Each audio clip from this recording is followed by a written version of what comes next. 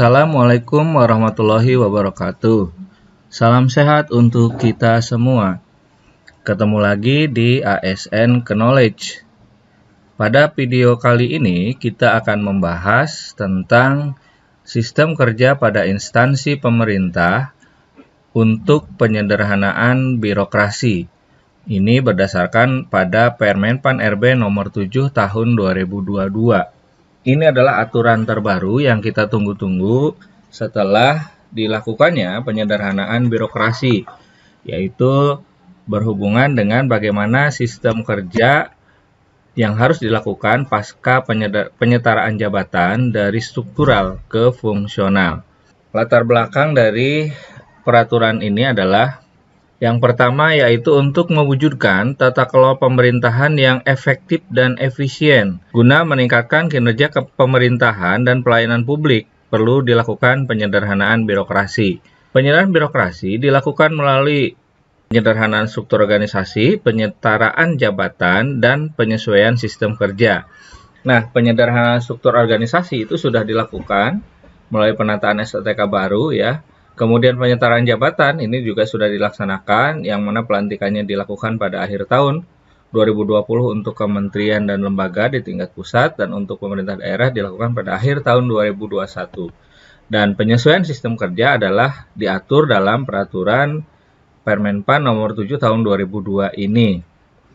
Yang ketiga yaitu untuk melakukan penyesuaian sistem kerja guna mewujudkan birokrasi yang dinamis, lincah, dan profesional. Diperlukan mekanisme kerja antara jabatan pimpinan tinggi, jabatan administrasi, dan jabatan fungsional di lingkungan instansi pemerintah. Nah, inilah tiga latar belakang dari diterbitkannya peraturan Permenpan nomor 7 tahun 2002 ini. Kemudian beberapa definisi di dalam peraturan ini diantaranya yang pertama yaitu tentang sistem kerja. Sistem kerja adalah serangkaian prosedur dan tata kerja yang membentuk suatu proses, aktivitas, pelaksanaan tugas, dan fungsi organisasi. Kemudian penyesuaian sistem kerja adalah perbaikan dan pengembangan mekanisme kerja dan proses bisnis pegawai aparatur sipil negara dengan memanfaatkan sistem pemerintahan berbasis elektronik atau SPBE. Dan yang terakhir, mekanisme kerja adalah proses dan cara kerja organisasi yang menggambarkan alur pelaksanaan tugas pegawai aparatur sipil negara yang dilakukan dalam suatu sistem dengan mengedepankan kompetensi, keahlian, dan atau keterampilan. Penyederhanaan birokrasi ini dilaksanakan pada yang pertama adalah instansi pusat, kemudian instansi daerah. Instansi pusat ini dilakukan pada akhir tahun 2020 dan instansi daerah pada akhir tahun 2021. Ini mengacu pada pasal 2 Permenpan RB nomor 7 tahun 2002 ini. Kemudian di ayat 2 dari pasal 2 ini juga dijelaskan bahwa penyederhanaan birokrasi juga dilaksanakan pada instansi yang dibiayai oleh anggaran pendapatan dan belanja negara yang dibentuk untuk melaksanakan tugas tertentu berdasarkan Undang-Undang Dasar Negara Republik Indonesia tahun 1945 atau peraturan perundang-undangan lainnya. Di dalam pasal 3 dijelaskan bahwa penyederhanaan birokrasi merupakan bagian dari pelaksanaan reformasi birokrasi dalam rangka mewujudkan tata kelola pemerintahan yang efektif dan efisien dengan mengoptimalkan pemanfaatan SPBE. SPBE sendiri itu adalah sistem pemerintahan berbasis elektronik yang selanjutnya disingkat dengan SPBE. Itu adalah penyelenggaraan pemerintahan yang memanfaatkan teknologi informasi dan komunikasi untuk memberi layanan kepada pengguna SPBE. Jadi harapannya nanti dengan disederhanakannya struktur, dibantu dengan pemanfaatan teknologi informasi dan komunikasi dalam proses pelayanan, sehingga pelayanan ini akan lebih optimal, lebih cepat, dan tentu juga lebih efisien ya, dan efektif. Kemudian transformasi organisasi untuk mencapai kinerja bersama ini digambarkan bahwa sebelumnya transformasi organisasi itu dengan menggunakan sistem kerja tradisional atau hierarki ya. Jadi seperti terlihat di bagan yang sebelah kiri tergambar seperti segitiga seperti itu. Jadi ada hierarki di mana manajemen kemudian punya bawahan lagi dan seterusnya berbentuk hierarkikal. Di situ terjadi silo work ya. Jadi masing-masing mungkin bekerja sendiri. Jadi kalau bisa diibaratkan mungkin yang kuning dia berkelompok dengan yang kuning, yang biru berkelompok dengan yang biru, yang merah sekelompok dengan yang merah. Jadi kerjanya masing-masing. Ya, dimana dengan adanya proses hierarki ini, birokrasinya menjadi panjang gitu ya. Perlu pelaporan yang berjenjang, kemudian strategi, keputusan, kewenangan, peraturan yang detail, dan seterusnya. Nah, kemudian harapannya itu dengan penyederhanaan birokrasi terwujud sistem transformasi organisasi seperti yang di sebelah kanan. Jadi tidak lagi berbentuk segitiga yang hierarkikal, tetapi berbentuk seperti lingkaran di mana sistem kerjanya bersifat kolaboratif dan dinamis. Kalau kita lihat dalam lingkaran-lingkaran tersebut, ya itu ada lingkaran yang di tengah adalah kepemimpinan yang mampu mengarahkan dan menggerakkan. Ya, jadi mendrive semua tim kerja gitu ya. Kemudian kelompoknya juga, kalau tadi mungkin di yang sebelah kiri hierarkikal itu tadi warna kuning ngumpulnya dengan kuning, hijau dengan hijau gitu ya, biru dengan biru, merah dengan merah. Nah, di sini diibaratkan dalam satu tim kerja itu bisa terdiri dari berbagai elemen unsur ya, dari berbagai jabatan di sana ya. Kemudian ada perubahan yang cepat dan dinamis, dibutuhkan sumber daya manusia yang fleksibel ya, fokus pada aksi bukan pada kotak dan garis. Kemudian kerja tim yang bertanggung jawab pada hasil. Ya, ini harapannya dengan adanya transformasi sistem kerja yang kolaboratif. Jadi pekerjaan yang tadinya bersifat struktur dan komando di sebelah kiri yang segitiga berubah menekankan pada berdasarkan fungsi dan peran. Ya, jadi adanya tim-tim kerja didukung tentunya dengan pemanfaatan SPBE tadi, ya, sistem pemerintahan berbasis elektronik. Sehingga pada akhirnya penyesuaian sistem kerja tersebut mendukung terwujudnya organisasi yang fleksibel dan berorientasi pada hasil yang mengedepankan profesionalitas, transparansi, dan kompetensi. Dalam mendukung optimalisasi penerapan sistem kerja ini dibutuhkan kolaborasi antar dan intra unit organisasi sehingga akan mendorong terwujudnya kualitas output yang akuntabel. Kemudian tahapan penyederhanaan birokrasi ini sebagaimana dijelaskan dalam pasal 4 Permen PAN ini, yang pertama adalah melalui penyederhanaan struktur organisasi. Nah, penyederhanaan struktur organisasi ini dilakukan dengan menyesuaikan ya struktur organisasi yang tadinya struktural diisi menjadi diubah ya menjadi fungsional. Kemudian berikutnya adalah penyetaraan jabatan, yaitu proses pengisian dari jabatan struktural dialihkan menjadi pejabat fungsional. Dan yang ketiga adalah penyesuaian sistem kerja, itu diatur melalui Permen PAN ini, ya, Permen PAN nomor 7 tahun 2022. Penyesuaian sistem kerja sebagaimana dimaksud pada ayat 1 huruf C, ya. Jadi penyesuaian sistem kerja ini meliputi mekanisme kerja dan juga proses bisnis. Apa yang dimaksud mekanisme kerja dan proses bisnis? Mekanisme kerja adalah proses dan cara kerja organisasi yang menggambarkan alur pelaksanaan tugas pegawai aparatur sipil negara yang dilakukan dalam suatu sistem dengan mengedepankan kompetensi, keahlian, dan atau keterampilan. Sedangkan proses bisnis adalah kumpulan aktivitas terstruktur yang menggambarkan hubungan kerja yang efektif dan efisien antar unit organisasi untuk menghasilkan kinerja dan keluaran yang bernilai tambah sesuai dengan tujuan pendirian organisasi. Dalam memenuhi kebutuhan atas kolaborasi tersebut, pejabat fungsional dan pelaksana dapat ditugaskan baik itu di dalam unit organisasi maupun antar unit organisasi sebagaimana ditampilkan dalam gambar berikut.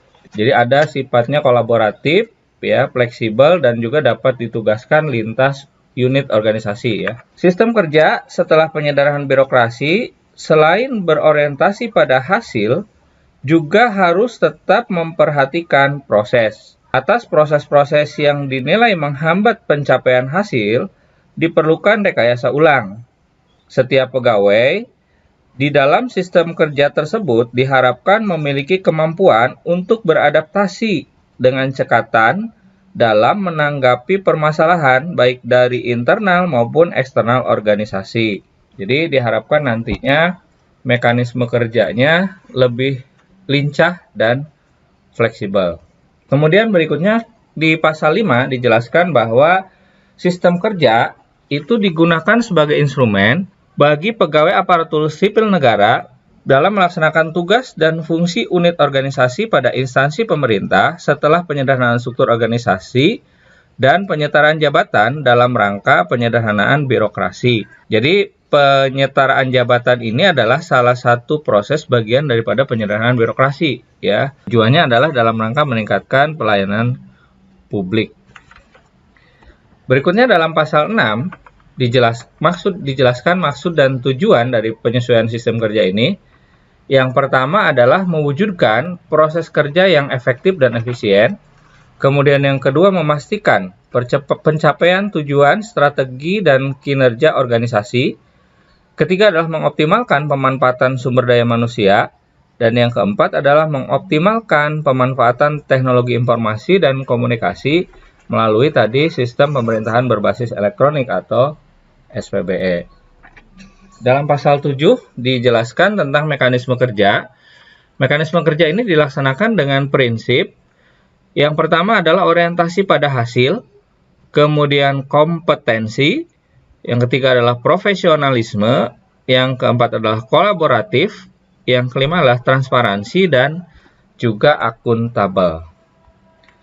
Selanjutnya mekanisme kerja ini terdiri atas kedudukan, kemudian penugasan, pelaksanaan tugas, pertanggungjawaban pelaksanaan tugas, pengelolaan kinerja, pemanfaatan teknologi informasi dan komunikasi, tadi melalui SPBE, dan di ayat 2 dari pasal 8 ini dijelaskan bahwa mekanisme kerja digunakan sebagai acuan dalam pengaturan alur pelaksanaan tugas pegawai aparatur sipil negara setelah dilakukannya penyederhanaan struktur organisasi dan penyetaraan jabatan. Berikutnya dalam pasal 9 tentang kedudukan, dijelaskan bahwa pejabat fungsional dan pelaksana ini berkedudukan di bawah dan bertanggung jawab secara langsung kepada pejabat pimpinan tinggi madya, pejabat pimpinan tinggi pratama, pejabat administrator, dan pejabat pengawas. Ya, jadi nanti pejabat fungsional dan pejabat pelaksana ini bisa langsung di bawah pejabat pimpinan tinggi, bisa juga di bawah pejabat administrator, atau kalau dulu selevel eselon 3 ya, atau bisa di bawah pejabat pengawas.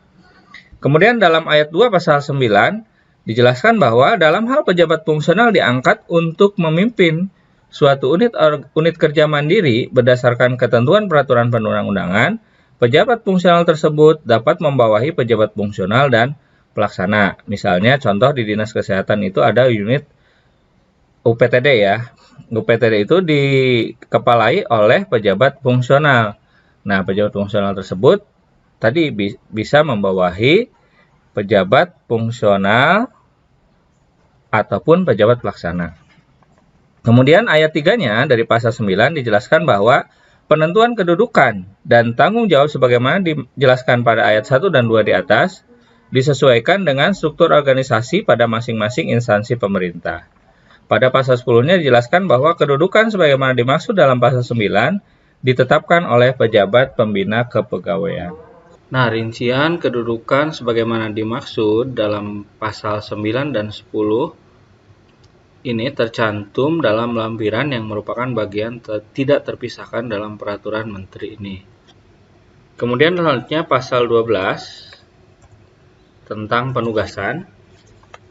Penugasan adalah penunjukan atau pengajuan sukarela pejabat fungsional dan pelaksana untuk melaksanakan tugas tertentu di bawah pimpinan unit organisasi dalam periode waktu tertentu dengan kompetensi, keahlian, dan atau keterampilan. Jadi penugasan ini adalah sifatnya bisa penunjukan dari atasan atau bisa juga dari pejabat fungsional maupun pejabat pelaksana itu mengajukan ya secara sukarela untuk masuk dalam sebuah tim. Di dalam pasal 12 dijelaskan bahwa dalam pelaksanaan tugas, pejabat fungsional dan pejabat pelaksana dapat bekerja secara individu dan atau dalam tim kerja dengan mengedepankan profesionalisme, kompetensi, dan kolaborasi berdasarkan keahlian dan atau keterampilan. Jadi pola kerjanya nanti ada mungkin tugas-tugas yang diselesaikan secara individu atau juga pejabat fungsional dan pelaksana ini terlibat ya dalam sebuah tim kerja. Dalam ayat 2 di pasal 12 ini dijelaskan bahwa penugasan secara individu dan atau dalam tim kerja sebagaimana dimaksud pada ayat 1 di atas itu dapat melibatkan pejabat fungsional dan pelaksana yang berasal dari dalam satu unit organisasi, lintas unit organisasi, dan atau lintas instansi pemerintah. Sebagai contoh misalnya di Dinas Kominfo akan membuat regulasi tentang SPBE misalnya. Nah, di dalam tim penyusunannya tidak hanya Kominfo saja yang menyusun hal tersebut, tapi melibatkan mungkin dari bagian organisasi, juga bagian perencanaannya dari Bapeda gitu ya, dan tim teknis lain yang mungkin terkait. Dari bagian hukum untuk regulasinya dan seterusnya. Di ayat 3 pasal 12 ini dijelaskan bahwa dalam tim kerja yang anggotanya berasal dari lintas unit organisasi dan atau lintas instansi pemerintah, pejabat fungsional atau pelaksana yang berperan sebagai ketua tim diutamakan berasal dari unit organisasi pemilik kinerja. Jadi seperti tadi ketua timnya karena tadi SPB ada di Kominfo, ketua timnya berasal dari Dinas Kominfo tersebut. Itu sebagai contoh ya. Selanjutnya di pasal 13 itu dijelaskan bahwa masih tentang penugasan.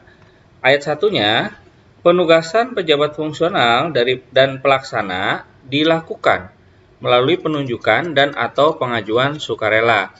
Jadi sifatnya bisa sukarela atau memang ditunjuk untuk terlibat dalam suatu tim. Kemudian ayat 2-nya, penunjukan sebagaimana dimaksud pada ayat 1 merupakan penugasan langsung kepada pejabat fungsional dan atau pelaksana oleh pejabat penilai kinerja dan atau pimpinan unit organisasi untuk melaksanakan kinerja tertentu. Kemudian ayat 3 dalam pasal 13 ini menjelaskan bahwa pengajuan sukarela sebagaimana dimaksud pada ayat 1 itu merupakan penugasan pejabat fungsional dan atau pelaksana atas dasar permohonan aktif dari pejabat fungsional dan atau pelaksana untuk melaksanakan kinerja tertentu. Jadi nanti sifatnya kita harus aktif ya dalam terlibat dalam suatu tim, jangan sifatnya pasif menunggu gitu ya. Kemudian ayat 4-nya di pasal 13, penugasan sebagaimana dimaksud pada ayat 1 itu ditetapkan oleh pejabat penilai kinerja atau pimpinan unit organisasi. Selanjutnya di dalam pasal 14 dijelaskan bahwa rincian penugasan sebagaimana dimaksud dalam pasal 13 ini tercantum dalam lampiran yang merupakan bagian tidak terpisahkan dalam peraturan menteri ini. Selanjutnya pasal 15 tentang pelaksanaan tugas. Bahwa pelaksanaan tugas pejabat fungsional dan pelaksana itu meliputi pelaksanaan tugas yang bersifat dalam unit organisasi, lintas unit organisasi, dan lintas instansi pemerintah. Jadi nanti sangat dimungkinkan seorang pejabat fungsional atau pejabat pelaksana itu dalam pelaksanaan tugas atau masuk dalam sebuah tim itu tidak hanya di unit organisasi di mana dia bekerja, ya, tapi bisa saja di unit organisasi atau di dinas lain, ya, atau bahkan lintas instansi pemerintah.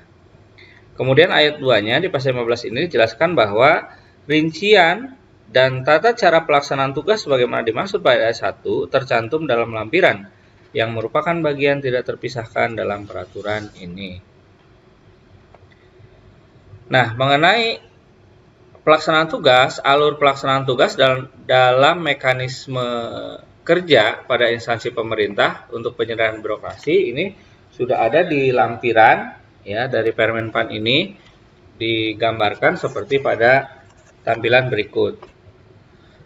Nah, Dengan penyederhanaan birokrasi, setiap unit organisasi terdiri dari 2 level struktur dan tim kerja yang terdiri dari kelompok jabatan fungsional dan pelaksana. Tim kerja ini terdiri dari satu jenis atau lebih jabatan fungsional atau pelaksana yang dapat berasal dari lintas unit organisasi atau jika dibutuhkan dapat berasal dari lintas instansi pemerintah. Pelaksanaan tugas yang dilaksanakan dalam bentuk tim kerja dapat dipimpin oleh ketua tim. Kemudian, mekanisme kerja pasca penyederhanaan struktur organisasi disesuaikan dengan strategi dari pejabat level 1 dan atau pejabat level 2, seperti tergambar dalam bagan berikut. Ini pejabat level 1 atau pejabat level 2. Kemudian, pejabat-pejabat tersebut memastikan kesiapan dukungan infrastruktur, tata kelola, dan sumber daya yang optimal, serta memastikan kolaborasi dan sinergitas pelaksanaan tugas yang ada. Nah, adapun mekanisme kerja pasca penyederhanaan struktur organisasi ini terbagi menjadi 3 tahapan, yaitu yang pertama adalah tahap perencanaan. Tahap perencanaan ini dimaksudkan untuk memastikan bahwa kinerja organisasi dapat dilakukan secara sistematis serta logis untuk mencapai tujuan dengan hasil konkret adalah rencana kerja. Kegiatan yang dilaksanakan pada tahapan perencanaan ini diantaranya ada 3. Yang pertama adalah penyusunan dan penetapan perjanjian kinerja, perumusan strategi pencapaian target kinerja, serta penugasan pejabat fungsional dan pelaksana di bawah koordinasi pejabat level 2 oleh pejabat level 1. Yang kedua adalah perumusan strategi pelaksanaan pencapaian target kinerja oleh pejabat level 2 yang terdiri dari penentuan pelaksanaan tugas dalam bentuk tim kerja atau individu, penentuan kebutuhan pelibatan pejabat fungsional atau pelaksana lintas unit, serta kebutuhan atas ketua tim. Dan yang ketiga adalah penyusunan rencana pelaksanaan kegiatan dan anggaran untuk pencapaian target kinerja oleh pejabat fungsional dan pelaksana. Tahapan yang kedua adalah pelaksanaan. Tahapan pelaksanaan dimaksudkan untuk memastikan kegiatan dan anggaran dijalankan sesuai dengan rencana, dengan rincian. Yang pertama yaitu penyusunan rincian pelaksanaan kegiatan, pembagian peran, dan pelaksanaan kegiatan oleh pejabat fungsional dan pelaksana. Yang kedua, monitoring perkembangan dan pemberian umpan balik atas pelaksanaan kegiatan oleh pejabat level 2 dan atau ketua tim. Yang ketiga adalah penyampaian hasil pelaksanaan kegiatan kepada pejabat level 2. Dan tahapan terakhir yaitu tahapan evaluasi. Tahapan evaluasi dimaksudkan untuk memastikan hasil pelaksanaan kegiatan sesuai dengan target yang diharapkan. Kegiatan yang dilakukan pada tahapan evaluasi adalah review atas hasil pelaksanaan tugas tim kerja atau individu oleh pejabat level 2 dan pejabat level 1. Pelaksanaan kegiatan dinyatakan selesai setelah pejabat level 1 menerima hasil pelaksanaan kegiatan dan dinyatakan telah sesuai dengan target yang diharapkan. Nah, mekanisme kerja ini sebagaimana tadi tergambar dalam alur seperti ini. Nanti bisa dilihat di lampiran dari Permenpan 7 ya, tahun 2002 ini. Selanjutnya bagian kelima tentang pertanggungjawaban pelaksanaan tugas. Dalam pasal 16 dan 17 dijelaskan bahwa di dalam pasal 16 pejabat fungsional dan pelaksana yang ditugaskan secara individu melaporkan pelaksanaan tugasnya secara langsung kepada pimpinan unit organisasi. Jadi nanti ketika seorang pejabat fungsional atau pejabat pelaksana mendapatkan tugas untuk terlibat dalam sebuah tim, ya, wajib membuat laporan laporan pelaksanaan tugas tersebut kepada pimpinan unit organisasinya. Kemudian dalam pasal 17 dijelaskan dalam ayat 1, dalam rangka pertanggungjawaban pelaksanaan tugas, pejabat fungsional dan pelaksana yang berperan sebagai anggota tim melaporkan pelaksanaan tugas kepada ketua tim. Kemudian ayat 2-nya, pejabat fungsional dan pelaksana yang berperan sebagai ketua tim melaporkan pelaksanaan tugas tim kepada kepala pimpinan unit organisasi secara berkala. Jadi laporan itu tidak hanya dilakukan ketika pada saat selesai pekerjaan ya, tetapi secara rutin disampaikan secara berkala. Kemudian yang ketiga, pimpinan unit organisasi secara sewaktu-waktu berwenang untuk meminta laporan kepada ketua tim dan atau anggota tim kerja. Kemudian dalam pasal 18-nya, rincian pertanggungjawaban pelaksanaan tugas sebagaimana dimaksud dalam pasal 16 dan 17 ini tercantum dalam lampiran yang merupakan bagian tidak terpisahkan dalam peraturan menteri ini. Pasal 19 tentang pengelolaan kinerja. Yang pertama adalah dijelaskan bahwa dalam ayat 1 pasal 19 ini, pengelolaan kinerja pejabat fungsional dan pelaksana baik yang bekerja secara individu maupun dalam tim kerja terdiri atas yang pertama, perencanaan kinerja yang meliputi penetapan dan klasifikasi ekspektasi. Kemudian yang kedua, pelaksanaan pemantauan dan pembinaan kinerja yang meliputi pendokumentasian kinerja, pemberian umpan balik, berkelanjutan, dan pengembangan kinerja pegawai. Yang ketiga, penilaian kinerja yang meliputi evaluasi kinerja pegawai. Dan yang keempat adalah tindak lanjut hasil evaluasi kinerja yang meliputi pemberian penghargaan dan sanksi. Dalam ayat 2 pasal 19 ini dijelaskan bahwa pengelolaan kinerja pejabat fungsional dan pelaksana sebagaimana dimaksud pada ayat 1 tadi dilakukan sesuai dengan ketentuan peraturan perundang-undangan yang mengatur mengenai pengelolaan kinerja pejabat fungsional dan pelaksana. Selanjutnya bagian kelima, tentang pemanfaatan teknologi informasi dan komunikasi. Dalam pasal 20 dijelaskan bahwa instansi pemerintah mengutamakan layanan administrasi pemerintahan berbasis elektronik melalui pemanfaatan aplikasi SPBE yang terintegrasi dalam mendukung sistem kerja instansi pemerintah. Kemudian ayat 2-nya, aplikasi SPBE sebagaimana dimaksud pada ayat 1 itu berupa aplikasi umum berbagi pakai. Pasal 21 masih tentang pemanfaatan teknologi informasi dan komunikasi. Dalam ayat 1-nya dijelaskan bahwa pimpinan instansi pemerintah memastikan setiap unit organisasi menggunakan aplikasi umum berbagi pakai sebagaimana dimaksud dalam pasal 20 ayat 2 tadi. Ayat 2 dari pasal 21 ini menjelaskan bahwa keterpaduan pemanfaatan teknologi informasi dan komunikasi dalam mendukung sistem kerja dikoordinasikan oleh tim koordinasi SPBE instansi pemerintah. Kemudian dilanjut pasal 22 tentang proses bisnis. Dalam ayat 1 dijelaskan bahwa penyusunan proses bisnis merupakan acuan bagi instansi pemerintah untuk menggambarkan hubungan kerja yang efektif dan efisien antar unit organisasi.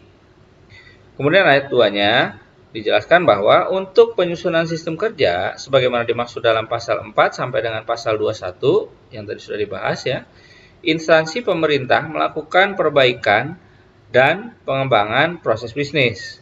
Ayat 3 dari pasal 22 ini menjelaskan bahwa perbaikan dan pengembangan proses bisnis melalui review dan evaluasi dapat dilakukan dengan penyesuaian standar operasional prosedur.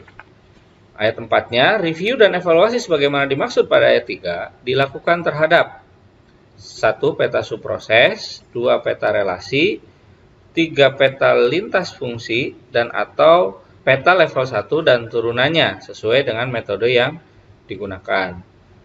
Ayat 5 dari pasal 22 ini menjelaskan tata cara penyusunan peta proses bisnis instansi pemerintah sebagaimana dimaksud pada ayat 1, ayat 2, dan ayat 3 dilakukan sesuai dengan ketentuan peraturan perundang-undangan.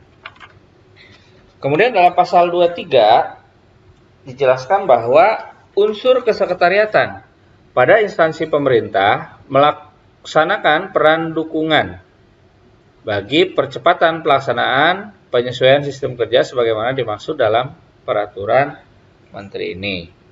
Dalam pasal 24 dijelaskan bahwa pimpinan instansi pusat dan pimpinan instansi sebagaimana dimaksud dalam pasal 2 ayat 2 berkoordinasi dengan menteri dalam pelaksanaan penyesuaian sistem kerja. Jadi ini sebagai tindak lanjut ya dari diterbitkannya Permenpan nomor 7 tahun 2022 ini, bahwa pimpinan instansi pusat dan pimpinan instansi sebagaimana dimaksud dalam pasal 2 ayat 2, tadi dalam pasal 2 ayat 2 itu dijelaskan bahwa proses penyerahan birokrasi ini dilaksanakan juga pada instansi yang dibiayai oleh anggaran pendapatan dan belanja negara yang dibentuk ya untuk melaksanakan tugas tertentu berdasarkan Undang-Undang Dasar 1945. Dan kemudian ayat 2-nya dari pasal 24 ini menjelaskan pimpinan instansi daerah berkoordinasi dengan menteri dan menteri yang menyelenggarakan urusan pemerintahan di bidang dalam negeri dalam pelaksanaan penyesuaian sistem kerja. Jadi ini adalah rencana tindak lanjut dari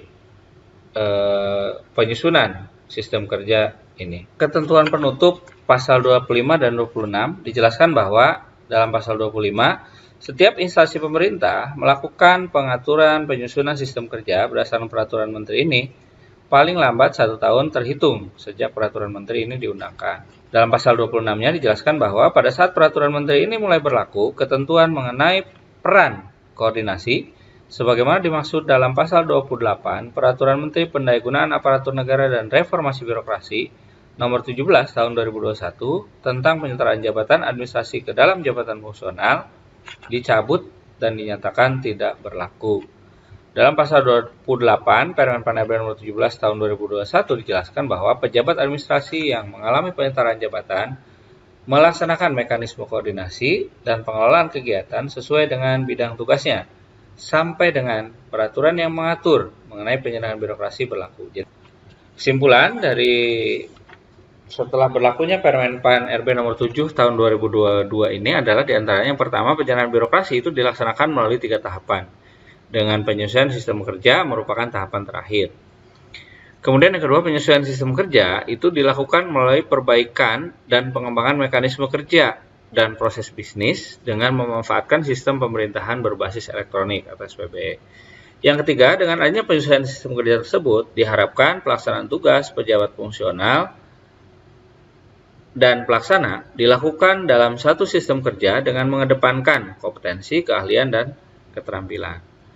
Berikutnya, perbaikan dan pengembangan mekanisme kerja dalam sistem kerja ini memberikan keleluasaan pada pimpinan untuk menyusun strategi pencapaian target kinerja. Dan yang terakhir, penyesuaian sistem kerja ini merupakan faktor penentu bagi keberhasilan pelaksanaan penyerahan birokrasi. Peraturan menteri ini digunakan sebagai acuan bagi penyesuaian sistem kerja yang dilaksanakan di instansi pusat maupun instansi daerah.